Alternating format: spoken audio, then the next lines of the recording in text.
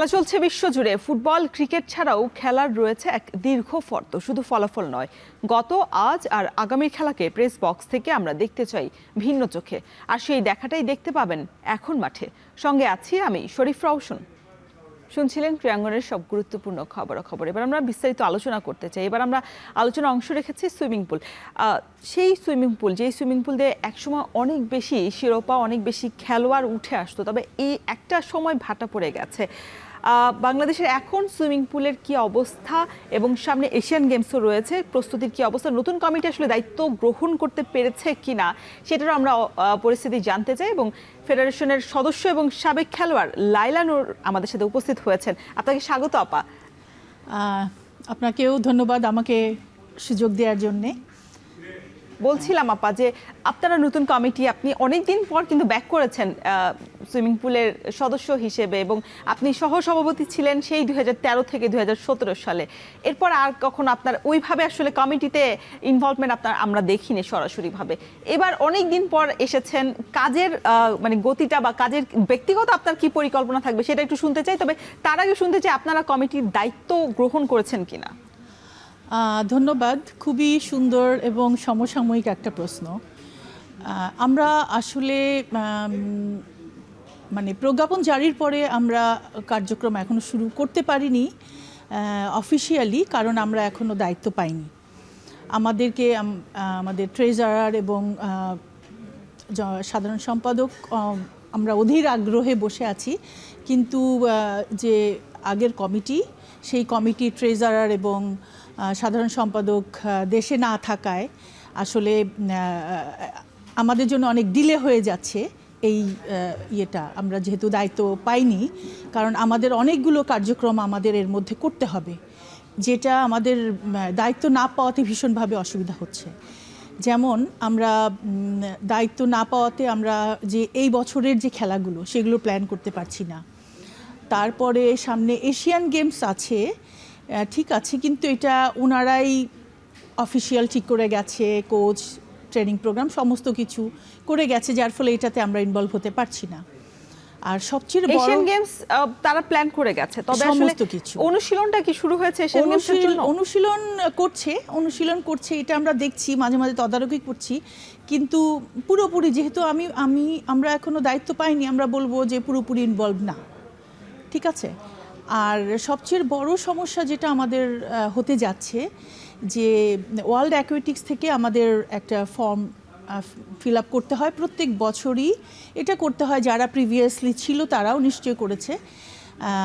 অগাস্টের 15 তারিখের মধ্যে পুরো বছরের একটা কার্যক্রম, যেটা ফিনান্সিয়াল এবং কি কার্যক্রম, প্রায় 200-250টার মতো প্রশ্ন থাকে। সে প্রশ্নগুলো আমাদেরকে ফিল আপ করতে হবে অনলাইন। সে অনলাইন ফিল আপের পরে আমরা ওদের স্যাটিসফ্যাকশন অনুযায়ী ওরা আমাদেরকে সাবসিডি দিবে, বাৎসরিক প্রায় $30,000। কিন্তু আমরা এখনও, যেহেতু আজকে 7 তারিখ, এখনও আমরা কার্যক্রম বুঝে হাতে পাইনি। তাহলে আর এই কয়দিনের মধ্যে আমাদেরকে দায়িত্ব বুঝে নেওয়া, তারপরে এই ফর্মটা ফিল আপ করে ওয়ার্ল্ড অ্যাকুয়েটিক্সে পাঠানো, এটা আসলে আমাদের জন্য একটা চ্যালেঞ্জ হয়ে গেছে। মানে এই জায়গায় আসলে ঘাটতিটা কোথায়, বা আসলে কোথায় আসলে মানে অসুবিধাটা কোথায় হচ্ছে দায়িত্ব গ্রহণে বা দায়িত্ব হস্তান্তরের মধ্যে? এখানে আমাদের যে প্রিভিয়াস যেই সাধারণ সম্পাদক, উনিও দেশে নাই, উনি কবে ফিরবেন এটা আমরা জানি না। এবং যে ট্রেজারার উনি কমনওয়েলথ গেমসে গিয়েছিলেন, এবং সে কমনওয়েলথ গেমসের টিম কিন্তু 1 তারিখেই ফিরে এসেছে, কিন্তু উনি এখনও ফেরেননি। তো উনি মানে আমি বলবো এটা একটা ইরেসপন্সিবিলিটি থেকেই উনি কিন্তু যাওয়ার আগে আমরা যে প্রজ্ঞাপন জারি হয়ে গেছিল, ইচ্ছা করলে তখন আমাদেরকে চার্জ বুঝিয়ে দিতে পারতো। আমাদের সেক্রেটারি, ট্রেজারার সবাই ওখানে ছিলেন, কিন্তু সেটা করেননি। কিন্তু উনি যে ডিলে করবেন, আমরা তো আমাদেরকে সেটা জানাইনি। তো উনি এখনও আসেননি দেশে, কবে উনি আমাদেরকে চার্জ বুঝিয়ে দিবেন, এইটাই হলো মেইন। আচ্ছা, আপনারা কি এই যে এমন একটা সমস্যা আপনারা পড়েছেন, এটা কি এনএসসি কে জানিয়েছেন কিনা? কারণ এনএসসিতে একটা সময়সীমা নির্ধারণ করে দিয়েছে, 3 মাসের মধ্যে আসলে নির্বাচনটা করতে হবে। আপনারা যেহেতু দায়িত্বই বুঝে নেননি, কাজই শুরু করতে পারেননি, কতটা আসলে এই সব বাকি সময়ের মধ্যে গুছিয়ে উঠতে পারবেন? 20 দিন অলরেডি চলে গেছে, 20 দিনের বেশি। হ্যাঁ, এটা আমরা জাতীয় ক্রীড়া পরিষদকে হয়তো বা বোঝাতে পারবো, কারণ ওনারা তো জানবেনই। আর কিন্তু আমাদের মেইন যেটা সমস্যা, ওয়ার্ল্ড অ্যাকুয়েটিক্সের এত বড় একটা সাবসিডি যদি আমরা সময় মতো ফিল আপ করে না, মানে ফর্মটা কোয়েশ্চেনেরিয়ার যেগুলো, সেটা যদি আমরা ফিল আপ করে না দিতে পারি, তাহলে আমরা বাৎসরিক একটা সাবসিডি পাচ্ছি না। এটা কিন্তু আমাদের জন্য অনেক বড় একটা লস। আপনাদের আগের কমিটির যিনি সভাপতি ছিলেন, তিনি তো এখন বর্তমান কমিটির সভাপতি না, উনিও পরিবর্তন হয়েছেন, এবং আমরা নতুন কমিটির নতুন যে সভাপতি, ওনার সাথেও কিন্তু এখন আমরা সৌজন্য সাক্ষাৎ করতে পারিনি। আমরা অলরেডি নৌবাহিনীতে যিনি এই লাইনে থাকেন, যিনি আমাদের সাথে কমিউনিকেশন করে দেন, ওনার সাথে আমরা সেভারাল টাইম যোগাযোগ করেছি। আমাদের সাধারণ সম্পাদক, আমাদের ট্রেজারার সব সময়ের জন্য কমিউনিকেশন করছে যে আমরা রেডি স্যারের সাথে যোগাযোগ করতে, এবং স্যারকে সৌজন্য, মানে আমরা আগের জনকেও ফেয়ারওয়েল হিসেবে দিতে পারিনি কিছু, এবং নতুন জনকেও আমরা দিতে পারিনি, কারণ ওনার অনেক প্রোটোকল আছে, অনেক মানে ব্যাপার আছে। তো এখন আমরা এমন একটা সিচুয়েশনে পড়ে আসছি যে আমরা সত্যি কার্যক্রম কোনো কিছুতেই শুরু করতে পারছি না। এখানে কি আসলে একটা নিয়ম হওয়া উচিত কিনা? আপনাদের যেমন সময়সীমা নির্ধারণ করে দিয়েছে, বেঁধে দিয়েছে এনএসসি থেকে আসলে এই দায়িত্বটা নেওয়া উচিত ছিল, যে দায়িত্ব হস্তান্তর যে প্রক্রিয়াটা, তারাই যদি আনুষ্ঠানিকভাবে সেটা সেরে দিতেন, বা সেটাই তারা আসলে মানে হস্তান্তর করে দিতেন, তাহলে আসলে এই ঝামেলা বা দ্বিধাদ্বন্দ্বে আসলে পড়তে হতো না। এনএসসি যেটা করেছে যে আমরা প্রজ্ঞাপন জারির পর থেকে আমরা কার্যক্রম শুরু করতে পারবো, এরকম একটা চিঠিতে নাকি লেখা আছে। যদি এটা হয়, এখন আমরা কার্যক্রম করতে পারবো, ঠিক আছে, কিন্তু আরেকজনের ঘর, তাই না? আমরা তো নতুন আসছি, হ্যাঁ, কিন্তু সে আমাদেরকে যদি দায়িত্বটা না বুঝিয়ে দেয়, তো এইটা যদি এনএসসি করতে পারতো যে এতদিনের মধ্যে বুঝিয়ে দিতে হবে, আমার কাছে মনে হয় এটা তাহলে আমাদের জন্য অনেক সহজ হতো। মানে ঘরের মধ্যে মানে তালা ঝুলিয়ে রেখেছে, এই জন্য চাবি নেই আপনাদের কাছে, ব্যাপারটা কি এরকম? ঢুকতে পারছি না, একদম তাই, একদম তাই। ঠিক আছে, এইটা হচ্ছে আমাদের। আর ইলেকশনের ব্যাপারটা যেটা 3 মাস, আমি কেন বললাম জাতীয় ক্রীড়া পরিষদ বুঝবে, কারণ ইলেকশন প্রসেস করতে হলে আগে জেলা ক্রীড়া সংস্থা, তারপরে উপজেলা, জেলা এবং বিভাগীয়, এদের ইলেকশন আগে করতে হবে। তারপরে হচ্ছে, কারণ তারা এখনও অ্যাডহক কমিটিতে আছে, তারপরে হচ্ছে ফেডারেশনগুলোর ইলেকশন। তো ওদের কাউন্সিলর আসবে, ওদের ইলেকশন হওয়ার পরে কাউন্সিলর আসবে, তারপরে আমরা ইলেকশন করতে পারবো। তো ওদেরটা হয়ে গেলে আমাদেরটা প্রসেসে চলে যাবে, ওইটাতে প্রবলেম নেই। এখন ওদেরকে যত শীঘ্রই এনএসসি করতে পারে। আচ্ছা, আপনি একটা কথা বলছিলেন যে ক্রিকেট বা ফুটবল ক্লাব না হলে আসলে এটা হওয়া সম্ভব না, সেটার আসলে প্রক্রিয়াটা কি, বা এটা কেন এনএসসি আসলে এই নিয়মটা বেঁধে রেখেছেন? এটা নিয়ে অনেকবার কথা হয়েছে যে জেলা ক্রীড়া সংস্থায় কারা কাউন্সিলর হবে। যেসব ক্লাবগুলোর ফুটবল টিম আছে এবং ক্রিকেট টিম আছে, শুধু তারাই কাউন্সিলর হবে। কিন্তু আমি যদি সুইমিং ক্লাব আছে আমার, বা আমার একটা অ্যাথলেটিক্স ক্লাব আছে, ভলিবল খেলোয়াড়দের ভলিবল ক্লাব আছে, তাদের কোনো রকমের লিগ হয় না, কোনো খেলা হয় না জেলা ক্রীড়া সংস্থায়, এবং তারা কাউন্সিলরও হতে পারে না। এটা আমাদের জন্য অনেক বড় একটা অব্লিগেশন, কারণ আমাদের 54টা ফেডারেশন, 54 ফেডারেশনের সমস্ত ইনভলভমেন্ট জেলা ক্রীড়া সংস্থার সাথে থাকছে। কিন্তু তাহলে কাউন্সিলর কেন হতে পারবে না? শুধু ফুটবল লিগ আর ক্রিকেট লিগের কাউন্সিলররাই কেন, ক্লাবগুলোই কেন কাউন্সিলর হতে পারবে? এটা প্রত্যেকবারই এটা নিয়ে কথা হয়, কিন্তু আজ পর্যন্ত আমরা এটার কোনো মানে সুন্দর ফল পাইনি। আচ্ছা, এটা করার পেছনে কোনো কারণ বা যুক্তি আসলে তারা মানে দেখিয়েছে কিনা? বা এখন তো নতুন সরকার এসেছে, নিশ্চয়ই তাদের পরিকল্পনা, আমিনুল ভাই নিজেও আসলে অনেক বেশি ক্রীড়াঙ্গন নিয়ে, অন্য ফেডারেশন ইভেন্ট নিয়ে অনেক ভাবছেন, তার আসলে কোনো, আপনারা তো সৌজন্য সাক্ষাৎ করেছেন তার সাথে একাধিকবার, সেই জায়গায় আসলে তার পরিকল্পনা, কোনো ব্যতিক্রম কোনো পরিকল্পনা রয়েছে কিনা, আপনাদের সাথে আসলে সেটা শেয়ার করেছে কিনা? এখনও এটা উনি আমাদের সাথে শেয়ার করেননি, তবে আমার কাছে মনে হয় আমিনুল ভাই যতটা ইনভলভ, প্লাস আমাদের পরিচালক ক্রীড়া জাহিদ ভাই, উনি যদি এসব ব্যাপারগুলো বুঝতে পারেন, অবশ্যই বুঝতে পারবেন, তারা নিজেরাও খেলোয়াড় ছিলেন, তারা তারাও নিজেরাও আসলে তারা ফুটবলারই ছিলেন অ্যাকচুয়ালি। ওই জন্যেই প্রবলেমটা হচ্ছে ওইটা যে বড় বড় অর্গানাইজাররা, ইভেন তো জেলার অর্গানাইজাররা চিন্তা করে যে ফুটবল আর ক্রিকেট টিমই করব। অন্য ইন্ডিভিজুয়াল ইভেন্টে দেখেন খরচ কম, ক্লাব করতে খরচ কম, কিন্তু তা মানে জেলার ওই ইনভলভমেন্টটা থাকে না। এখন আমার কাছে মনে হয় জাতীয় ক্রীড়া পরিষদ থেকে যদি এরকম রুলস করে দিত যে অ্যাথলেটিক্স ক্লাবের, জেলার অ্যাথলেটিক্স ক্লাবের মেম্বাররাই শুধু অ্যাথলেটিক্সের কাউন্সিলর হিসেবে যাবে, সুইমিংয়ের যে ক্লাবগুলো আছে ওই ক্লাবের মেম্বারগুলোই যদি সুইমিং ফেডারেশনে কাউন্সিলর হিসেবে আসতো, তাহলে কিন্তু জেলা ক্রীড়া সংস্থা এই ব্যাপারে কনসাস হতো আমার কাছে মনে হয়। আর তাছাড়া এনএসসির বাধ্যবাধকতা মনে হয় এরকম নাই, যার ফলে তাহলে এনএসসির একটা বাধ্যবাধকতা থাকতে হবে। এখানে আমার কাছে মনে হয় যে গলদ আছে একটু, এটা ঠিক করা দরকার। এশিয়ান গেমস আপনি বলছেন যে আপনারা তদারকি করছেন, যদি আসলে তালা খুলতে পারছেন না, তারপর আসলে মিরপুরে যে সুইমিং ক্রীড়া কমপ্লেক্সটি রয়েছে সেখানে নিশ্চয়ই প্রস্তুতিটা চলমান রয়েছে। সেই প্রস্তুতিতে এখন পর্যন্ত কতজন আসলে প্রস্তুতি গ্রহণ করেছে এবং প্রস্তুতিতে আসলে কতজন প্রশিক্ষক রয়েছেন খেলোয়াড়দের পাশাপাশি? ওখানে আমাদের আসলে দুইটা প্রোগ্রাম চলে। এক তো হলো সেরা সাঁতারু খোঁজে বাংলাদেশে যেই ট্যালেন্ট, ওরাও ট্রেনিং নিচ্ছে, প্লাস হচ্ছে যারা বাইরে যাবে এশিয়ান গেমসের টিম, ওদেরও ট্রেনিং চলছে। তো যেই কোচ আছে ওই কোচের আন্ডারেই এই দুইটা, মানে মনে করেন আমাদের সুলেমান ভাইয়ের আন্ডারে আরও অন্যান্য ডলি আক্তার, তারপরে হারুন, এরা ভালো সব খেলোয়াড়, এরা ট্রেনিংগুলো করাচ্ছে। তো এদের মাধ্যমেই আমার কাছে মনে হয় যে টিম, এশিয়ান গেমসের টিম, যেটা আমি আনঅফিশিয়ালি বলতে পারি বাট অফিশিয়ালি বলতে পারবো না যে কারা কারা এশিয়ান গেমসের জন্য সিলেক্টেড এবং অফিশিয়াল কারা কারা সিলেক্টেড, যেহেতু আমরা এখনও দায়িত্বই পাই নাই। তারা এটা কিন্তু Asian games is knocking the door, অথচ আমরা এখনও কিন্তু জানতে পারিনি। এটা আমাদের জন্য সত্যি ব্যর্থতা। আমরা ব্যর্থ কিনা জানি না, আমরা যেহেতু এখনও দায়িত্ব পাইনি, আমি জানি না এই ব্যর্থতার দায়ভার কে। সেক্ষেত্রে এশিয়ান গেমসে আসলে সাঁতারুদের ক্ষেত্রে কোনো প্রভাব পড়বে কিনা ম্যাচের ফলাফলের ক্ষেত্রে? কারণ আপনারা যখন যে কমিটি আসলে চলে গেছে, তারা যদি ফলাফল খারাপও করে, নিশ্চয়ই দায়ভারটা আসলে তাদের ঘাড়ে পড়বে না, দায়ভারটা আপনাদের ঘাড়ে আসলে আসবে। সেই জন্যেই হ্যাঁ, অবশ্যই আমাদের ঘাড়ে আসবে, তখন বলবে যে নতুন কমিটি, কিন্তু তারা যেহেতু আমাদেরকে দায়িত্বই দেয়নি এখনো। দেখেন আপনি কোথায় গলদ।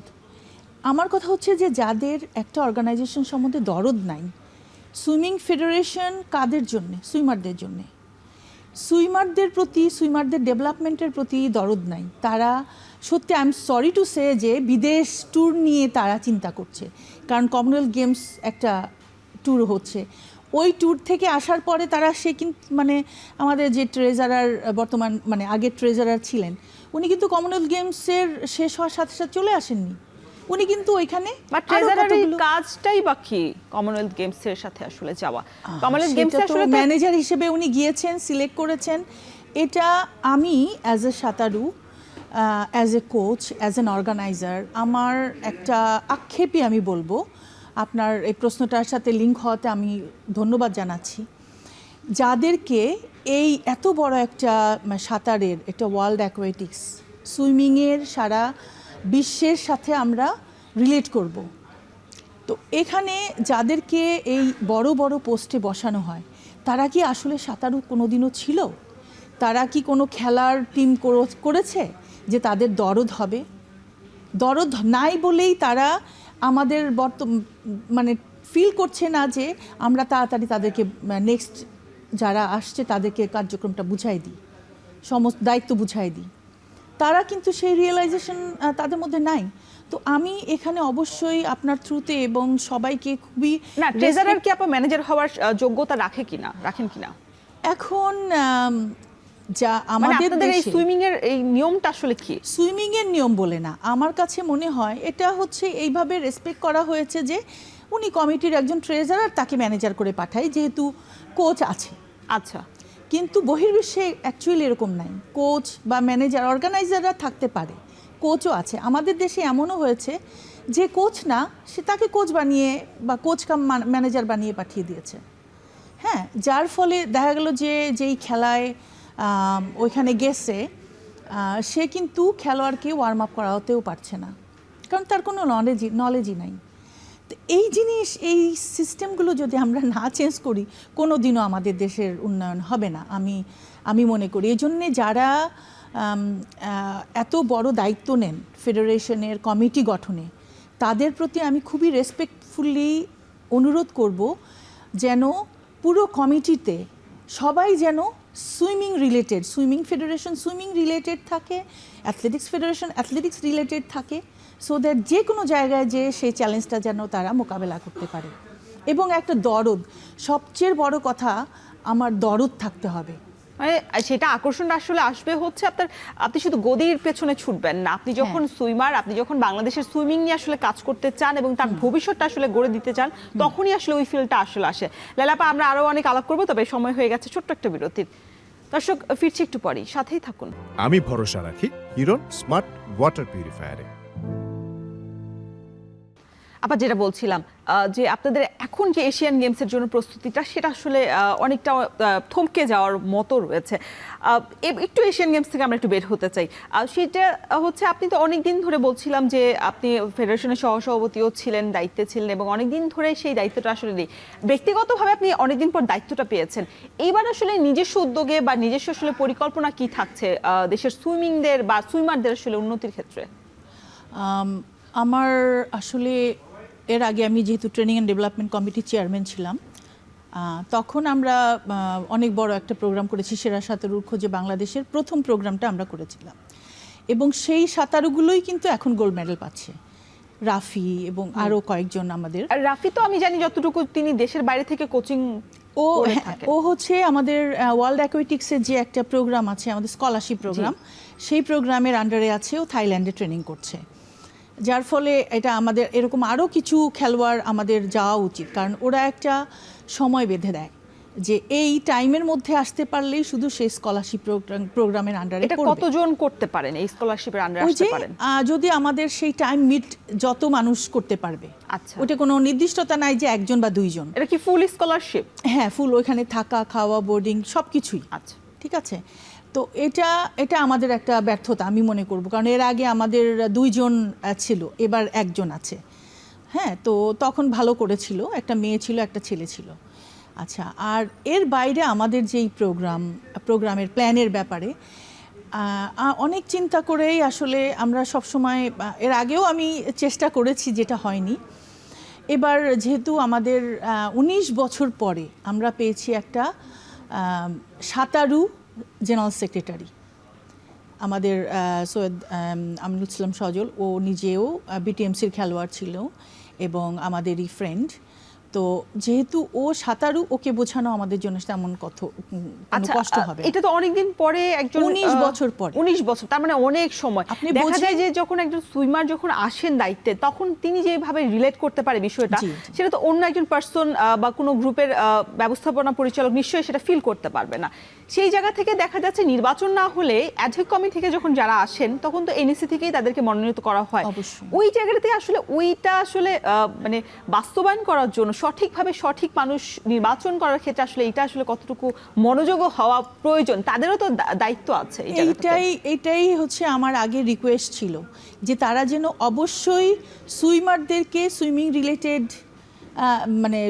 রিলেটেড যেসব পার্সন আছেন, তাদেরকে ইভেন জেলা থেকে যে কাউন্সিলরগুলো আসে, তাদেরও সুইমার রিলেটেড সুইমার ছিল বা সুইমিং কোচ ছিল বা সুইমিং সংগঠক ছিল, এরকম লোকদেরকেই আনা উচিত।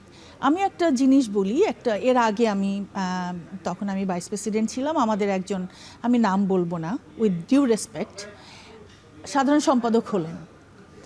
উনি সুইমিং ফেডারেশনে কি, সুইমিংয়ের কয়টা ইভেন্ট আছে সেগুলো পর্যন্ত জানতেন না, কিন্তু উনি জেনারেল সেক্রেটারি। এতে কি হচ্ছে, উনি he is holding the chair with zero knowledge.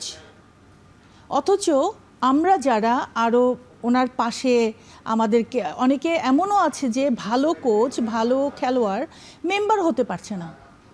তাদেরকে যারা কমিটি তৈরি করছে, মেম্বারও দিচ্ছে না, তারা ধন্যা ধরছে অনেক দিন যে আমি মেম্বার হতে চাই বা আমি জয়েন্ট সেক্রেটারি হতে চাই। এইরকমভাবে তাদেরকে তখন সেই রেসপেক্টটা দেওয়া হচ্ছে না। অথচ তারা চিন্তা করছে যে একজন নন সুইমার একটা হয়তো উপর লেভেলের কোনো কারো মানে রিকোয়েস্টে এসেছেন, তাকে সেই চেয়ারে বসাচ্ছেন, কারণ তারা চিন্তা করছে যে আশেপাশে যারা থাকবে তারা তো চালিয়ে নেবে। এটা কি হওয়া উচিত? এটা আমরা যারা, যেমন আমি 8 বছর বয়স থেকে, জ্ঞান হওয়ার পর থেকে দেখেছি আমি সাঁতার। আমি সুইমিং শেষ করেছি 91-এ। আমি সাব গেমস, শ্রীলঙ্কা সাব গেমসে আমি প্রথম মেডেলিস্ট, এবং সাব গেমসের পরে আমি চিন্তা করলাম, আমি খেলা ছেড়ে দিয়েছি। চিন্তা করলাম বাংলাদেশে কোনো সুইমিং কোচ নাই। আমি ইন্ডিয়া থেকে আমি ভাবলাম ডিপ্লোমা করে আসি। তো পাঞ্জাব থেকে, পাটিয়ালা থেকে আমি 1 বছরের ডিপ্লোমা করে আসলাম। তারপরে আমার টার্গেট কি? আমার টার্গেট হচ্ছে আমি আরও হায়ার এডুকেশন করব। কারণ আমি চিন্তা করলাম আমাকে যেন কেউ না বলে যে তোমার যোগ্যতা নাই। তারপরে আমি কি করলাম, 99-এ লাইপজিগ ইউনিভার্সিটির, জার্মানির লাইপজিগ ইউনিভার্সিটি থেকে আমি সুইমিংয়ের উপরে হায়ার এডুকেশন করে আসলাম, হায়ার ট্রেনিং করে আসলাম, 5 মাসের একটা কোর্স। এবং আমি বর্তমানে বাংলাদেশে একমাত্র এই ট্রেনিংটা করেছি। তারপরে ছোটোখাটো আরও টেকনিক্যাল অফিসিয়াল ট্রেনিংগুলো আছে, এগুলো করেছি। তো কারণ কি, আমি চিন্তা করেছি যে আমি যেন দুর্বল না থাকি। কিন্তু আমার এই দুর্বলতা, আমার এই যে স্ট্রেংথ আমি তৈরি করেছি, আমাকে কিন্তু অনেক ত্যাগ করতে হয়েছে। আমাকে সংসার ছেড়ে, ছেলে মেয়ে ছেড়ে, অনেক সময় চাকরি বাকরি, আমি আনপেইড লিভ নিয়েও আমি কোর্স করেছি। কিন্তু আমি সেই মূল্যায়নটা তো আমি পাচ্ছি না। আমি তো কোয়ালিটি অর্জন করেছি, কিন্তু সেখানে দেখা গেল যে একজন ছেলের সাথে বা একজন মেয়ের সাথে যখন যাচাই করা হবে, এই কোয়ালিটিটাকে তখন মূল্যায়ন করছে না, কারণ আমি মেয়ে মানুষ। এটা কিন্তু খুবই এমন না যে দুঃখজনক। বিগত কমিটিগুলো তো একেবারেই নারীরা ছিল না, আপনাদেরকে বিশেষভাবে আসলে টার্গেট করে কি বঞ্চিত করা হয়েছে কিনা? এটা অনেক করে একদম। আমি এই ব্যাপারে লাস্ট 10 ইয়ার্সের মতো আমি ফেডারেশনের, ইভেন তো পুলে কোনো কম্পিটিশন হলে আমাকে ডাকা হতো না। কেন ডাকা হতো না? আমাকে ইলেকশনের আগে, আসলে বলাটা ঠিক হবে কি না, ইলেকশনের আগে আমি যাতে ইলেকশন না করতে পারি সব ধরনের ব্যবস্থা করেছে, এবং আমার ফ্যামিলিকে একটা হুমকির মুখে ফেলেছে। তারপরে আমার ফ্যামিলি থেকে আমাকে সত্যি একটুখানি আমার উপরে রাগ হলো যে তুমি এত করতে চেষ্টা করতেছো বা করছো, সময় দিচ্ছ, তুমি কি পাচ্ছ? কেন তুমি ফ্যামিলিকে মানে থ্রেটনের মুখে রাখবা? তখন আমিও চিন্তা করলাম যে সত্যি তাই। তাহলে আপনি বোঝেন যে যারা ফেডারেশনের এই চেয়ারগুলোতে বসবে তারা এতটা নিচে নেমে যেতে পেরেছে, তাহলে তারা সুইমিংয়ের ডেভেলপমেন্টে কেন আরও বড় কাজ করতে পারেনি? আমার কথা হচ্ছে এখানে তাদের কি কোয়ালিটি যে তারা একজন এত যোগ্যকে যাতে না আসতে পারে সব ধরনের ব্যবস্থা করে, অথচ তারা নিজে কতটুকু যোগ্য চিন্তা করে না। তাহলে তাপা যারা আসলে আপনাকে টার্গেট করেছে বিগত সময়, যারা ক্রীড়া মন্ত্রণালয়ের দায়িত্ব ছিলেন, ক্রীড়া মন্ত্রী হিসেবে যারা দায়িত্ব ছিলেন, তাদেরও তো এই দায়টা যায় যে আসলে ক্রীড়ার উন্নয়নে যখন বলা হয় যে আমরা এই শিরোপা চাই, আমরা এই মেডেল চাই, আমরা এখানে উন্নতি করতে চাই, সেটা তো আসলে মুখে মুখেই বলার কথা, আর যেটা মনে হচ্ছে আপনার কথাতে না, এটা সত্যি কথা যে আমাদের যেমন ক্রীড়া পরিষদ যে পরিমাণ টাকা দিচ্ছে বা না দিলেও, আমার কথা হচ্ছে যে পুরো স্পোর্টসের কন্ট্রোল করছে জাতীয় ক্রীড়া পরিষদ। যেমন এখন আমাদের একজন ক্রীড়াবিদ ডাইরেক্টর ট্রেনিং হয়েছে, উইচ ইজ, আমরা মানে আমিনুল ভাইকে, আমাদের মন্ত্রী মহোদয়কে অবশ্যই এটা সাধুবাদ জানাবো যে উনি এই চিন্তাটা করেছেন।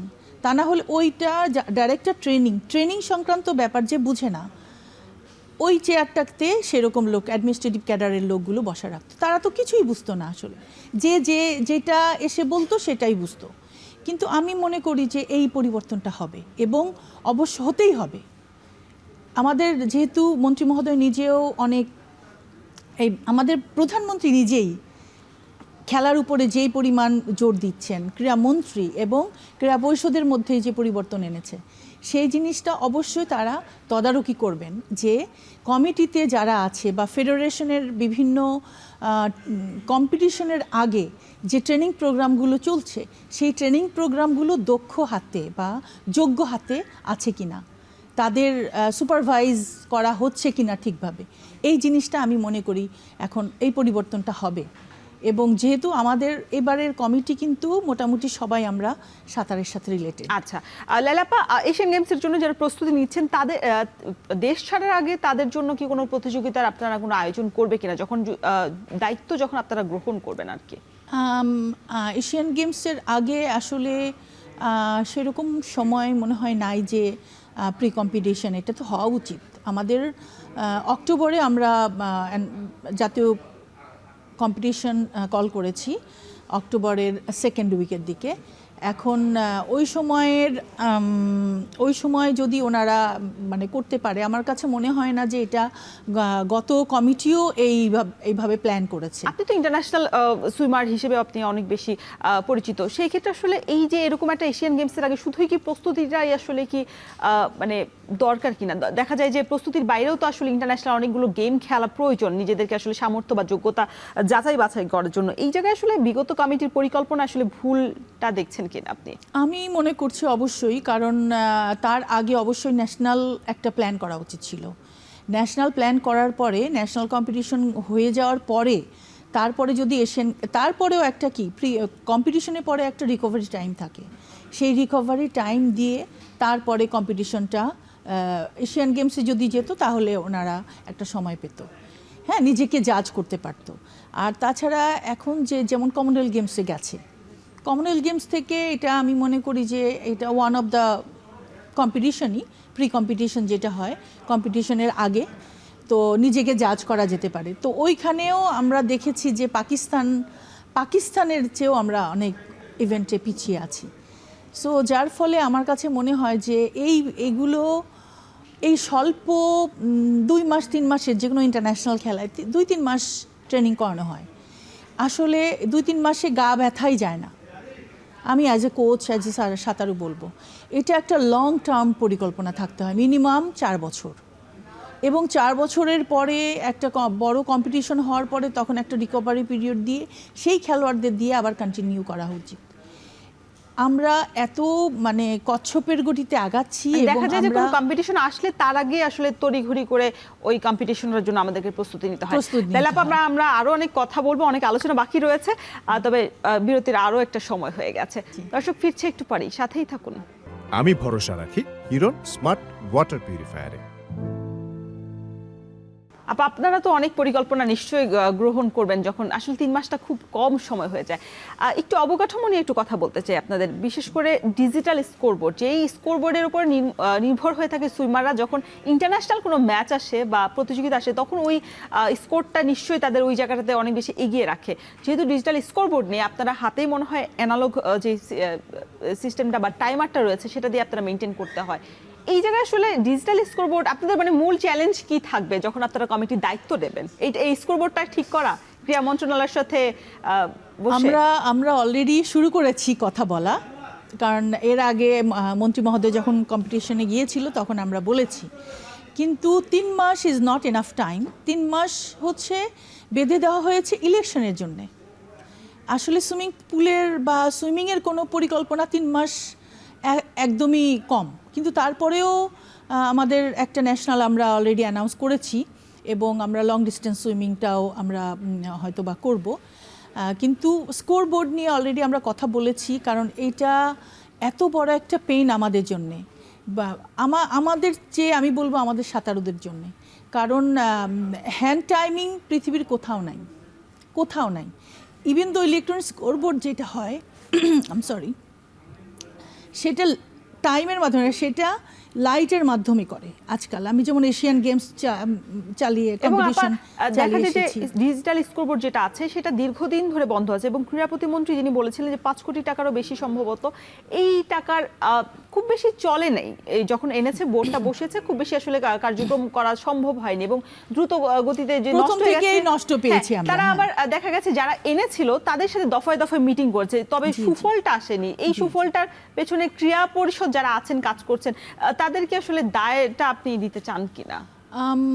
প্রথম তো আসবে, এটা তো আসতেছেই, সবকিছুই ক্রীড়া পরিষদের মাধ্যমে যাচাই বাছাই করে নেওয়ার দরকার ছিল। অবশ্যই তাদের দায়িত্ব যাচাই বাছাই, কারণ তাদের ইঞ্জিনিয়ার সেকশন আছে।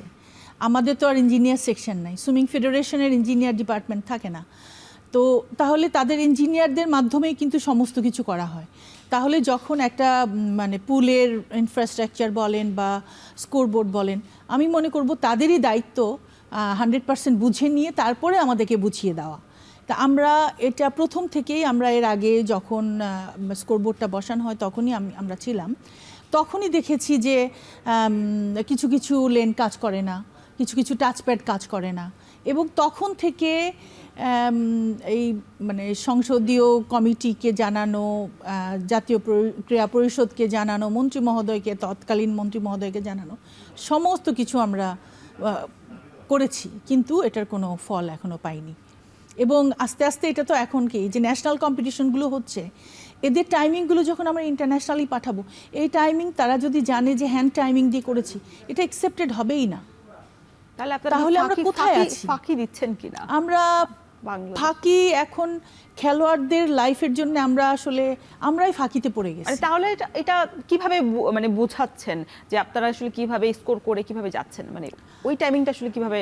ওই টাইমিংটা আসলে হয়তো বা আমরা প্লাস মাইনাস করে হয়তো বা এর আগে হয়তো করেছে যারা পাঠিয়েছে, আমি তো ছিলাম না ওই কমিটিতে, হয়তো বা তারা এভাবে করেছে, কিন্তু এটা যদি ওয়ার্ল্ড অ্যাকুয়েটিক্স জানতে পারে, ওয়ার্ল্ড অ্যাকুয়েটিক্স কিন্তু এই টাইমিং কিন্তু অ্যাকসেপ্ট করবে না।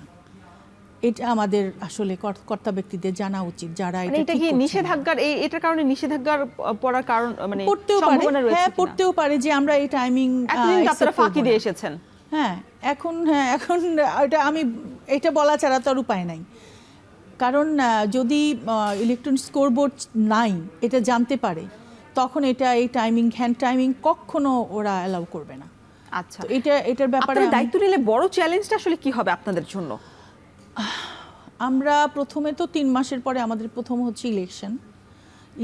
আমি 3 মাস কি শুধু ইলেকশনের জন্য আসছেন? কোনো কাজ বা কাজ অবশ্যই আছে, যেমন আমাদের ডিউ, কিছু কিছু ডিউ আমাদের, যেমন আমাদের জাতীয় কম্পিটিশনটা সিনিয়র ন্যাশনাল ডিউ, যেটার আমরা অলরেডি অ্যানাউন্স করেছি অক্টোবরে। লং ডিস্টেন্স সুইমিং আছে একটা, সেইটাও অবশ্য ওরা প্ল্যান করে গেছে। তারা কিন্তু ন্যাশনাল প্ল্যান করেনি, তারা বিদেশ ট্যুরটা প্ল্যান করে গেছে, যেটা মুর্শিদাবাদে হবে, এবং তারা অফিসিয়ালও ঠিক করে গেছে। এটা খুবই আপসেটিং। আচ্ছা, ডাজন্ট ম্যাটার, স্টিল এটা কন্টিনিউ হচ্ছে।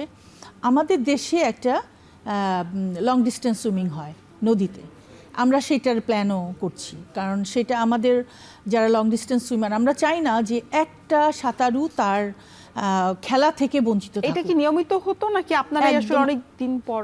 না, নিয়মিত হতো, এটা নিয়মিত হতো, কারণ ওয়ার্ল্ড অ্যাকুয়েটিক্সের একটা লং ডিস্টেন্স সুইমিং বা হচ্ছে শর্ট কোর্স, আমরা এখনো শর্ট কোর্স শুরু করিনি, যেটা 25 মিটারে হয়। ওয়ার্ল্ড অ্যাকুয়েটিক্স এই কম্পিটিশনগুলো করে, তো সেটাও আমরা এখনো শুরু করিনি। সেটা আমাদের জাতীয় চ্যাম্পিয়ন যেটা করতে যাচ্ছেন, সেটার জন্য কতজন প্লেয়ারকে আপনারা টার্গেট করেছেন বা দাওয়াতপত্র দিয়েছেন, বা কয়টা জেলাকে টার্গেট করেছেন? আমাদের যত মানে সার্ভিসেস টিম আছে, জেলার টিম আছে, সবাইকে আমরা অলরেডি মানে এটা ওপেন, আমরা ইন্ডিভিজুয়ালি না, এটা ওপেন আমরা অ্যানাউন্স করেছি যে যারা খেলোয়াড় তারা যেন শারীরিক মানসিক প্রস্তুতি নেয়, এবং টিমের কর্মকর্তাদেরকে আমরা বলেছি যে আপনারা যেন অক্টোবরের 2nd উইকে যেন আমরা কম্পিটিশনটা করতে পারি, সেটার জন্য মানসিক প্রস্তুতি। কারণ আমরা এখনো তো লেটার দেওয়ার যোগ্যতা অর্জন করিনি, বিকজ আমরা এখনো দায়িত্বই পাই। আচ্ছা, দায়িত্ব যদি পান, আপনারা যদি শুরু করেন, সেটা হচ্ছে বিগত সময় আমরা দেখেছি যে জাতীয় যে কম্পিটিশনগুলো হয়েছে, প্রতিযোগিতা হয়েছে, এটা তো বাংলাদেশের জন্য জাতীয় প্রতিযোগিতা, এবং এটাই হচ্ছে ফার্স্ট হাইয়েস্ট। সেই জায়গাতে বিভিন্ন আসলে অনিয়মের আমাদের নজরে পড়েছে, বিশেষ করে যখন আমরা দেখেছি যে খাদ্য অবস্থা, বাসস্থান, আবাসন ব্যবস্থা এবং খাদ্যের পরিবেশ, সুরক্ষা, স্বাস্থ্য সুরক্ষা, এটা আসলে ফার্স্ট প্রায়োরিটি হওয়া উচিত খেলোয়াড়দের ক্ষেত্রে। সেইটা আসলে কখনোই কোনোভাবে আসলে নিশ্চিত করা সম্ভব হয়নি। এবার আপনাদের জায়গাটাতে কতটুকু আসলে নিশ্চিত করা হবে? কারণ আবাসন প্রকল্প যেটা আছে সেটার অবস্থা খুব বেশি ভালো নেই। দেখা যায় যে যদি সার্ভিসের যারা আসে তারা হয়তো নিজেদের ব্যবস্থা করে রাখে, তবে জেলা থেকে যারা আসে তারা একেবারেই ক্রীড়া কমপ্লেক্স নির্ভর তাদের পরিকল্পনা হয়ে থাকে। সেক্ষেত্রে আপনারা আসলে ওই জায়গাটাতে এবার একটু ফোকাস দিতে যাচ্ছেন কিনা?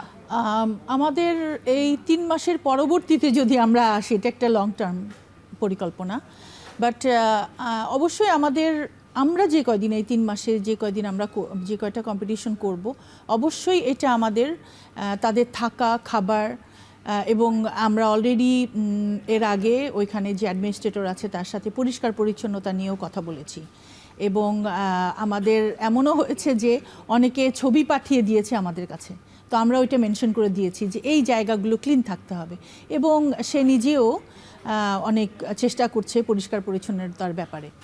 তবে যে মেইন চ্যালেঞ্জ থাকে হচ্ছে এজ গ্রুপ সুইমিং কম্পিটিশনে, জাতীয় এজ গ্রুপ জাতীয়তে বয়সভিত্তিক প্রতিযোগিতা, ওইটাতে অনেক বেশি সাঁতারু আসে। এবং গতবার আমরা যেটা এই কমিটির বিগত কমিটির শেষ টুর্নামেন্ট আয়োজন ছিল, সেখানে আমরা দেখেছি যে টুর্নামেন্টে অনেক শিশুরা এসেছে এবং অনেকে যারা প্রস্তুতি শেষ করে বা টুর্নামেন্ট শেষ করে খেতে গিয়েছে, সময় মতো খেতে না যাওয়ার কারণে তারা খাবারও পায়নি। আমরা এই প্রতিবেদনও করেছি। কিন্তু এইটা আসলে ওই সময় কিন্তু আমাদের ব্যবস্থাপনায় কিছু হয় না। খাবারের ব্যাপারটা আমাদের ব্যবস্থাপনায় যেই যে টিম বড় টিম নিয়ে আসে, যেই টিম তারাই কিন্তু এই ব্যবস্থাটা করে। হ্যাঁ, এটা আমাদের ফেডারেশন থেকে আমরা টাকা দিয়ে দিই যেন তারা নিজেরা এটা করতে পারে, এইরকমভাবে হয়েছে। তো অফিসিয়ালদের জন্য শুধু আমরা ব্যবস্থা করি। আর কিছু কিছু থাকার ব্যাপারে হ্যাঁ, মানে আমাদের ইনফ্রাস্ট্রাকচার শুধু যদি আমরা ওই ক্রীড়াপল্লী 2 আমরা ধরি, তাহলে আমাদের কিন্তু থাকার অনেক কম মানে খেলোয়াড়ের ব্যবস্থাপনা আছে। কিন্তু তারপরেও আমরা এর আগে যখন আমরা ছিলাম চেষ্টা করেছি বাইরে থেকে আমরা কম্বল, লেপ এগুলো সব নিয়ে এসে, তারপরে ফ্যান হায়ার করে এসে তারপরে আমরা মানে যেন এই ছবিটা যেটা আপনি দেখছেন স্ক্রিনে, এটা হচ্ছে সবশেষ টুর্নামেন্ট যেটা হয়েছিল, আর সেই টুর্নামেন্ট যেটা বলছিলাম যে বয়সভিত্তিক টুর্নামেন্ট, সেটার পরিস্থিতি। এবং ওই টুর্নামেন্টের আগে এটা আসলে খুবই দুর্ভাগ্যজনক বা হতাশাজনক, এমন একটা জাতীয় ক্রীড়া কমপ্লেক্স যেখানে দেখা যাচ্ছে মানে জাতীয় পর্যায়ে যখন এরকম পরিস্থিতি হয়, তখন আসলে ইন্টারন্যাশনাল মানের খেলা দেখতে আসলে অভ্যস্ততাও তো একটা ব্যাপার রয়েছে প্লেয়ারদের। আসলে কি বলবো, আমাদের এটা শুধু আমরা যদি আমাদের কথা বলি যে আমাদের দায়ভার, সেটাও কিন্তু না। অনেক সময় জেলা থেকে যখন আসে, জেলার একজন কর্মকর্তা, একটা কোচ আসবে, একটা ম্যানেজার আসবে, বড় টিম অ্যাকর্ডিং টু রেশিও, তাদেরও কিন্তু অনেকটা দায়ভার থাকে। কেন কি, তারা একটা খেলোয়াড়কে না সেরকমভাবে মানে বুঝায় নিয়ে আসে না। একটা খেলোয়াড় কতটুকু সে ডিসিপ্লিন ওয়েতে চলবে, একটা তার কাপড় চোপড়গুলো কীভাবে রাখছে, হ্যাঁ, কারণ আমাদের তো স্বল্পতা আছেই, জায়গার স্বল্পতা আছেই, কিন্তু সেইটা নিট অ্যান্ড ক্লিন থাকবে, নিজেরও তো একটা ক্লিননেসের ব্যাপার আছে। সেইগুলো কিন্তু আমাদের ম্যানেজাররা যারা আসেন জেলা থেকে, সেগুলো কিন্তু অতটা খেয়াল করেন না। হয়তো এমনও হয় যে প্রথম দিন তারা ওই লোকটাকে দেখছে, সো ওই খেলোয়াড়গুলো তার সাথে ইউজ টু না। এখানেও কিন্তু আমাদের, এই জন্য আমি আগেও বলেছিলাম একবার যে সুইমিং জেলা থেকে যারা আসবে, সুইমিং রিলেটেড লোকই যেন আসে, সো দ্যাট তারা ফ্যামিলিয়ার থাকে এইসব পরিবেশের সাথে। ওকে লায়লা আপা, আমরা আরও অনেক আলোচনা করব, তবে আরও একটা বিরতির সময় হয়ে গেছে। দর্শক, ফিরছি একটু পরেই, সাথেই থাকুন।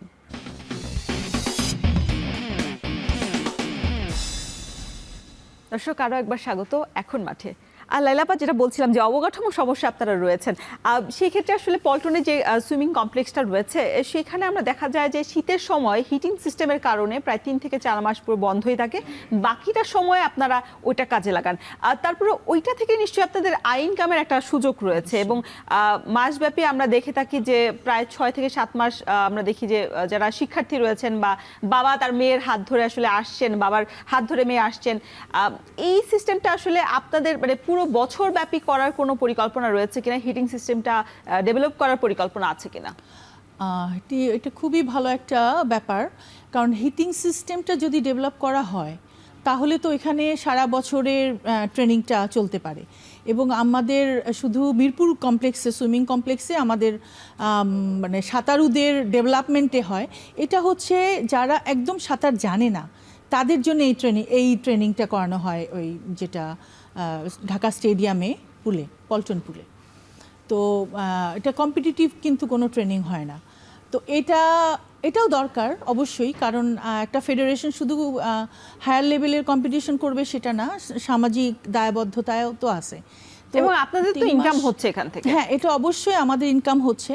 তো এখন আমাদের যেই উইন্টার টাইমে এটাকে হিটিং সিস্টেম করতে হলে অনেক বড় একটা এক্সপেন্সেস দরকার আছে। সেই এক্সপেন্স আমার কাছে মনে হয় না জাতীয় ক্রীড়া পরিষদ আমাদেরকে দিবে, বা এই সিস্টেমও নাই এখানে, কারণ এটা হচ্ছে সবচেয়ে পুরনো পুল, এখানে সেই সিস্টেমটা নাই। আর যদি সিস্টেম করতে হয় তাহলে অনেক বড় একটা খরচ দিয়ে জাতীয় ক্রীড়া পরিষদ যদি আমাদের করে দেয় তাহলে তো সারা বছরই আমাদের প্রোগ্রাম চলতে পারে। যেটা আমরা মিরপুর সুইমিং কমপ্লেক্সে যেটা হয় যে আমাদের উইন্টারে আমাদের ন্যাশনাল টিম ট্রেনিং করবে, সেইখানে আমাদের কিন্তু গ্যাসের একটা সংকট থাকে। গ্যাসের মাধ্যমে আমাদের ওইটা হিটিং সিস্টেমটা চালু করা হয়। যেই বিলটা আসে সেটা নিয়ে কিন্তু আমাদের সাথে জাতীয় ক্রীড়া পরিষদের একটা ধাক্কাধাক্কি আছেই। তো যার ফলে এটা আমাদের কাছে অনেক বড় একটা চ্যালেঞ্জ। এর চেয়ে অনেক বড় চ্যালেঞ্জগুলো আমরা যদি আগে সমাধান করতে পারি, আমার কাছে মনে হয় এইটাতে আমরা পরবর্তীতে নজর দিতে পারবো। তবে আমাদের সরকার যদি করে দেন, এটা আমরা বলবো এটা ব্লেসিংস আমাদের জন্য, করে দেওয়া উচিত অবশ্যই। আচ্ছা, যারা আমাদেরকে এখন এই অনুষ্ঠানটা দেখছেন তারা নিশ্চয়ই আসলে জানতে চাবে যে মাসে আসলে কত ফি দিতে হয় একজন সুইমার যদি আসলে সেখানে ভর্তি হতে চান। আচ্ছা, পল্টন পুলে আমাদের খুবই মিনিমাম একটা ক্লোরিন কিনতে হয়, পানির বিল দিতে হয়, সেগুলোর জন্য 2,500 টাকা করে আমাদের পল্টন পুলে, এবং প্রায় 22টা ক্লাস হয়। 22টা ক্লাসে এটা আমাদের এককালীন একটা ফি দিতে হয় নাকি মাসিক? এককালীন একটা ফি দিতে হয়। আর আমাদের হচ্ছে মিরপুর পুলেও এই ধরনের 25 মিটার যে পুলটা আছে ওইখানে আমাদের বিগিনার্সদের প্রোগ্রাম আছে, সেখানে আমাদের 3,500 টাকা করে দিতে হয়। এবং ওইখানে আরেকটা সিস্টেম আছে, যারা শিখে যাবে তাদের জন্যে 250 টাকা করে এই মানে দিতে হবে আর কি। এরকম একটা 250 টাকা দিয়ে 1 ঘন্টা সে সুইমিং প্র্যাকটিস করতে পারবে, এরকম একটা ব্যাপার আছে। আচ্ছা আপা, একটু আমরা বিজ্ঞান ভিত্তিক যে প্রশিক্ষণটা সেটা একটু জানতে চাই। আপনি তো দেশের বাইরে থেকে প্রশিক্ষণ নিয়ে এসেছেন, পড়াশোনা করে এসেছেন, সেই জায়গায় আমরা দেখেছি বিকেএসপিতে ল্যাব রয়েছে, তবে সেই ল্যাবটা আসলে খুব বেশি কার্যকরী ভূমিকা রাখে না, এটা প্রায় অচল অবস্থায় পড়ে রয়েছে যতটুকু আমি জানতে পেরেছি বিগত সময়। এখন আপনাদের একটা নির্দিষ্ট আপনাদের জন্য ল্যাব প্রয়োজন কিনা, আসলে ল্যাবের যে কার্যকারিতা সেটা আসলে কিভাবে কাজ করে, ইন্টারন্যাশনাল আপনি তো সেখান থেকে পড়াশোনা করে এসেছেন, একটু জানতে চাই। আসলে বিজ্ঞান ভিত্তিক ট্রেনিং ছাড়া কোনো উন্নয়ন হবে না, এটা হচ্ছে ফার্স্ট কন্ডিশন। কারণ আমি ইন্ডিয়াতে 1 বছর পড়েছি, জার্মানিতে পড়েছি, এটা আমাদের বিজ্ঞান ভিত্তিক যে ট্রেনিং সেইটাই হলো মেইন পার্ট থাকে। সেটা কি একটু যদি বিস্তার? যেমন আমাদের বিভিন্ন সাবজেক্ট আছে, জেনারেল ট্রেনিং মেথড, তারপরে হচ্ছে স্পোর্টস সায়েন্স, স্পোর্টস সাইকোলজি, হ্যাঁ, তারপরে এর মধ্যে আবার কিনসিওলজি আছে, যেটা হলো মোশনটাকে ঠিক করে, ঠিক আছে, কত অ্যাঙ্গেলে আমি যে সুইমিংয়ের সময় আমার হাত ফেলতে হবে, কত অ্যাঙ্গেলে ফেলছি, তারপরে আমি যে পুলটা করছি এটা কত পাওয়ারটা আমি ইউজ করছি, এবং আমি আমার অ্যাবিলিটি অনুযায়ী আমি পুরো পাওয়ারটা ইউজ করছি কি না সেটাও কিন্তু ল্যাব টেস্টের মাধ্যমে করা যেতে পারে।